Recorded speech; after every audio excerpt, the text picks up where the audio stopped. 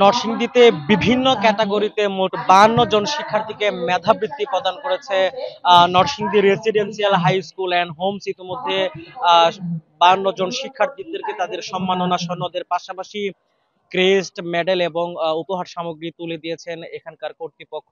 এই আয়োজনকে ঘিরে নরসিংদী জেলার বিভিন্ন স্কুল কলেজের শিক্ষার্থী এবং শিক্ষকদের পাশাপাশি শিক্ষা অনুরাগী যারা রয়েছেন সকলে আসলে একত্রিত হয়েছেন নরসিংদীতে এই প্রথম, এবং এরকম আয়োজনের মাধ্যমে একাডেমিক্যাল পড়াশোনার বাইরে শিক্ষার্থীদের যে এক্সট্রা কারিকুলাম অ্যাক্টিভিটি সেটি অনেকাংশে বৃদ্ধি করবে। এছাড়া 14টি যে ক্যাটাগরি করা হয়েছে সেগুলো নিয়ে যদি আলোচনা করি, একেবারে দেশীয় সঙ্গীত থেকে শুরু করে ধর্মীয় বিষয়বস্তু, হামদ, নাত, আজান, ইংরেজি বক্তব্য, বিতর্ক, নানাবিধ বিষয় নরসিংদীর মতো মফস্বল শহরের শিক্ষার্থীদেরকে নতুনত্বের সাথে পরিচয় করিয়ে দেওয়ার পাশাপাশি শিক্ষার্থীদের মধ্যে এক্সট্রা কারিকুলাম অ্যাক্টিভিটি তৈরি করার জন্যই মূলত এই ধরনের আয়োজন করেছে এখানকার কর্তৃপক্ষ।